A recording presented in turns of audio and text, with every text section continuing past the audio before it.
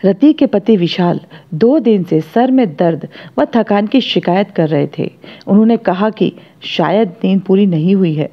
आराम कीजिए, आप सारे दिन लैपटॉप में आंखें गड़ाए काम भी तो करते रहते हैं। रति के कहने पर विशाल ने सिर दर्द की दवा ली और दूसरे कमरे में जाकर सो गए। रति मन ही मन चिंतित थी कि इन्हें तो आराम करने को कह रही हूँ, पर कहीं इन्हें मैं भी क्या फालतू की बातें सोचने लगी हूँ। अगले दिन विशाल को बुखार भी चढ़ने लगा था। विशाल, ये लो थर्मामीटर, अपने शरीर का तापमान देखो तो। रति ने मास्क पहनकर उसे थर्मामीटर थमाया। तापमान 100 डिग्री था। विशाल ने स्वयं ही पास के डॉक्टर को फ़ोन किया और अपनी स्थिति बताई। लग तो कोरोना के लक्षण ही रहे हैं। आप अस्पताल जाकर सीटी स्कैन करवा लीजिए। कुछ ब्लड टेस्ट भी व्हाट्सएप पर बता देता हूँ, वह भी करवा लीजिए और फिर रिपोर्ट मुझे दिखाइए। घर में मानो भूचाल सा आ गया था। विशाल के आइसोलेशन के लिए उसकी पत्नी ने अलग कमरा तैयार कर दिया था। सभी टेस्ट हुए, रक्त की जांच भी करवा ली थी और आज रिपोर्ट भी आ गई। डॉक्टर ने सारी रिपोर्ट्स देखकर कोरोना का संक्रमण होने की पुष्टि कर दी थी। रति के हाथ पैर फूल गए थे। विशाल की शारीरिक स्थिति से अधिक मानसिक स्थिति खराब थी। एक कमरे में बंद हर पल यही विचार मन में आता कि यदि मुझे कुछ हो गया तो बच्चों का क्या होगा। उनकी शिक्षा के लिए कैसे इंतजाम करेगी अकेली रति। कभी ऐसा सोचा ही नहीं था कि ऐसी महामारी यह सोचने पर विवश कर देगी। वैसे कुछ इंश्योरेंस पॉलिसी तो ली हुई है मैंने, अपने बच्चों के भविष्य को सुरक्षित करने के लिए। कुछ म्यूचुअल फंड्स और शेयर्स में भी इन्वेस्ट किया हुआ है, पर रति को तो फाइनेंस की कुछ जानकारी ही नहीं। कभी दोनों ने साथ बैठकर ये सब चर्चा तो की ही नहीं। सोचते सोचते उसका जी घबराने लगा था। कलेजा मानो हलक तक आ गया था। रहा ना गया तो रति को फ़ोन किया। फ़ोन की घंटी लगातार बज रही थी, लेकिन रति ने फ़ोन न उठाया तो वह कमरे के दरवाजे तक आकर रति को आवाज़ें देने लगा था। बच्चों की ऑनलाइन क्लासेस चालू थी, सो उनकी आवाज़ किसी ने न सुनी। हताश होकर वह फिर अपने बिस्तर पर लेट गया। उसकी आंखों से अश्रुधारा बहने लगी थी। शरीर टूट रहा था और उसका धीरज भी टूट रहा था। तभी उसके फ़ोन की घंटी बजी। उसने झट से फ़ोन उठाया। देखा रति का कॉल थी। कहिए, क्या चाहिए? आपने फ़ोन किया था। दरअसल रात में फ़ोन साइलेंट मोड में कर देती हूँ ना, तो नॉर्मल करने का ध्यान ही नहीं आया, इसलिए आपके कॉल की घंटी नहीं सुनाई दी। अब नॉर्मल किया तो देखा आपकी मिस कॉल थी। कुछ नहीं चाहिए रति, बस थोड़ा मन घबरा रहा है। तुम फ्री हो तो कुछ बात तुमसे करना चाहता हूँ, उसके पति ने घबराए स्वर में कहा। देखो, यदि मुझे कुछ हो जाए। ये कैसी बातें कर रहे हैं आप? रति ने विशाल की बात काटी। क्या करूं, मजबूर पिता हूं मैं। कल को मैं ना रहूं तो तुम्हें व बच्चों को कोई परेशानी ना हो, इसलिए कुछ बात तुमसे साझा करना चाहता हूं। अखबारों और टीवी चैनलों पर दिखाई जा रही खबरों के अनुसार कोविड के बढ़ते संक्रमण के चलते अस्पतालों में मरीज के लिए जगह नहीं, दवाइयों की मुश्किल, इंजेक्शन की सप्लाई कम बढ़ रही है, अस्पतालों में बेड उपलब्ध नहीं, इसलिए फिक्रमंद हूँ। पहले आप नकारात्मकता को स्वयं से दूर कीजिए, सब अच्छा ही होगा। हमने आज तक किसी का बुरा नहीं किया। रति ने उससे ढांढस बंधाया। तुम ठीक ही कह रही हो, पर क्या करूं, मन में बहुत बुरे भाव आ रहे हैं। अस्पतालों में लाशों के ढेर, भयावह मंजर आंखों के सामने बार बार घूम घूम कर आता है, तो तुम्हारी और बच्चों की फिक्र होती है। खैर छोड़ो, मैं तुम्हें जो जानकारी दे रहा हूँ उसे ध्यान से सुनो।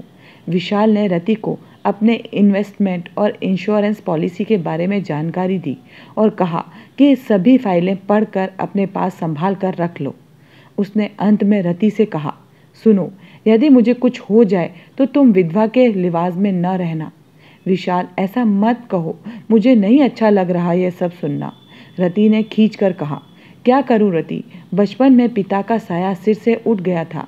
अपने माँ को विधवा के लिबास में देखा न जाने कितने ही धार्मिक एवं सामाजिक आयोजनों के समय पर माँ सबसे अलग बैठी रहती। स्वयं नौकरी कर मुझे पाला पोसा, बड़े दुख के दिन देखे हैं माँ ने, इसलिए डरता हूँ। अच्छा ठीक है, मैं आपके लिए नाश्ता लेकर आती हूँ। बुरे विचार मन में मत लाओ, वरना मैं रो पड़ूंगी। रति की आंखें आंसुओं से भरी थी और विशाल के माथे पर चिंता की रेखाएं। एक एक दिन कर 7 दिन बीत चुके थे। विशाल की दवाइयां चालू थीं, लेकिन स्वास्थ्य में खास सुधार नहीं आ रहा था। रति की मानसिक स्थिति भी खराब होती जा रही थी। कभी अपने बच्चों की तरफ देखती तो कमरे में कोविड पीड़ित पति को बंद दरवाजों के अंदर, लेकिन उसे स्वयं को तो हिम्मत रखनी ही होगी ना। घर में और कोई है भी तो नहीं संभालने वाला। आज फिर उसने डॉक्टर को विशाल की सारी स्थिति से वाकिफ करवाया। डॉक्टर, मेरे पति विशाल को सांस लेने में भी परेशानी होने लगी है। आप ही बताइए मैं क्या करूं? बोलते बोलते उसका गला भर आया था। आप उन्हें तुरंत अस्पताल में एडमिट करवाइए और हिम्मत रखिए। डॉक्टर ने अपने हाथ खड़े कर उन्हें अस्पताल का रास्ता दिखा दिया। ऐसे में कौन भला उसे अस्पताल लेकर जाए? एम्बुलेंस की सरकारी और प्राइवेट दोनों ही सुविधाएं खूब कोशिश करने पर भी उसे मिली नहीं। उसके चेहरे पर हवाइयां उड़ने लगी थी। बिल्डिंग के बाहर एम्बुलेंस के सायरन तो खूब सुनाई देते हैं, पर सब की सब तेज गति से अस्पतालों की तरफ रुख करती हुई दौड़ती चली जाती हैं। वह घर से बाहर सड़क पर आकर खड़ी हो गई। आती जाती कारों, एम्बुलेंस, टैक्सी को हाथ दिखाती पर कोई ना रुकता, कोई थमता भी तो कोरोना पेशेंट को ले जाने को तैयार ना होता। अंत में एक ऑटो रिक्शे वाले के सामने वह गिड़गिड़ाई, कृपया कर मुझ पर तरस खाइए, मेरे छोटे छोटे बच्चे हैं, मैं आपको सैनिटाइज़र भी दे दूंगी, उससे आप अपना रिक्शा सैनिटाइज कर लेना, भाड़ा भी आपको जो बोलो वह, मुझ पर रहम करो। रिक्शे वाला उसके पति को अस्पताल ले जाने को राजी हो गया। शायद उसके घर में भी भूख पसरी हुई थी, क्योंकि रिक्शे वालों से आने जाने वाले लोगों की संख्या भी तो कोरोना चलते कम हो गई थी। अस्पताल तक का सफ़र उसे मीलों लंबा लग रहा था। पति को अपनी गोद में पसारे ऑटो में बैठी उसकी रुलाई फूट रही थी। कब अस्पताल का बोर्ड देखे, वह मन ही मन सोच रही थी। जैसे ही अस्पताल पहुंची, मुट्ठी में रखे पहाड़े के रुपए सैनिटाइज़र देते हुए उसने उसे धन्यवाद भी दिया और अस्पताल के रिसेप्शन की तरफ बढ़ गई। हाहाकार की आवाज़ों और कोरोना पेशेंटों के परिजनों के बीच से निकलते हुए वह काउंटर तक पहुंची। दिल की धड़कनें मानो थम सी गई थी। पूरे बदन में गर्मी की लहर सी निरंतर दौड़ रही थी। हर तरफ रुदन क्रंदन के स्वर में सिर्फ यही सुनाई दे रहा था, बेड चाहिए। उसने भी जोरों से पुकारा, मेरे पति की हालत बहुत गंभीर है, एक बेड चाहिए। भला रिसेप्शन पर बैठे स्टाफ कहाँ से बेड उपलब्ध कराते। सॉरी सर, सॉरी मैम कहते कहते उनका गला भी भारी हो चुका था। से चेहरे के बीच रति ऐसा एक चेहरा खोज रही थी जो इस भयावह समय में उसकी मदद कर सके, लेकिन हर शख्स, हर चेहरा हालात के हाथों मजबूर नजर आ रहा था। आखिरकार उसकी रुलाई फूट पड़ी थी। वह अपने पति को बेंच पर बैठाकर स्वयं पास ही में बैठ गई और फूट फूट कर रोने लगी। कभी कभी रिसेप्शन की तरफ उम्मीद भरी नज़रों से देखती कि उसके पति के लिए कहीं से बेड का इंतज़ाम हो जाए। आसपास सभी तो कोरोना के मरीज एवं उसके परिजन थे। सामान्य मरीज के लिए तो अस्पताल के दूसरे दरवाजे से दाखिले होने की व्यवस्था थी। तभी अचानक से रिसेप्शन पर बैठे स्टाफ ने उसके पति का नाम पुकारा। वह दौड़कर वहां गई।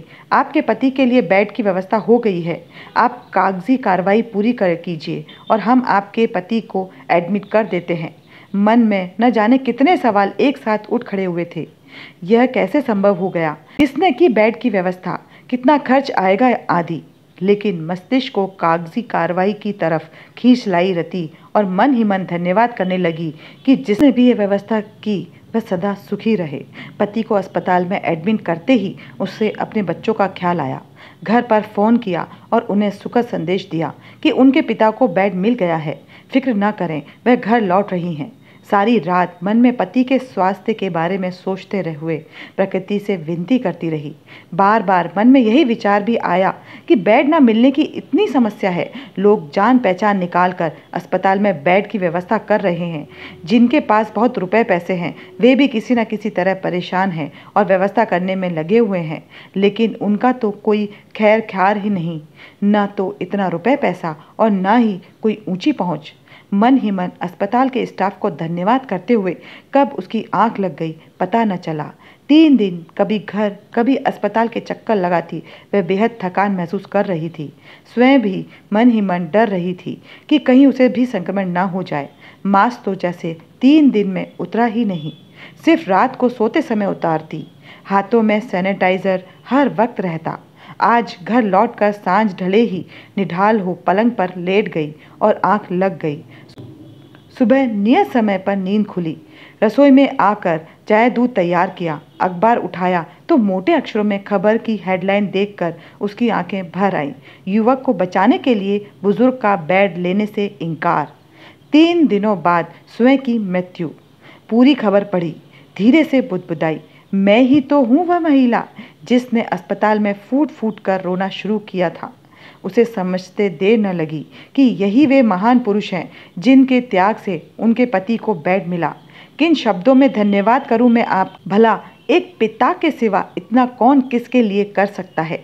मेरे पति को जीवन में सदैव पिता की कमी खली, पर आप भी तो पिता समान ही थे। वह मन ही मन बुदबुदा रही। अस्पताल में स्वास्थ्य में सुधार पाते ही उनके पति को उसने पूरी घटना फोन पर बताई और कहा, जरूरी नहीं कि रिश्ता खून का हो, कुछ रिश्ते अनजाने भी होते हैं। यूँ समझिए कि वे आपके पिताजी ही थे।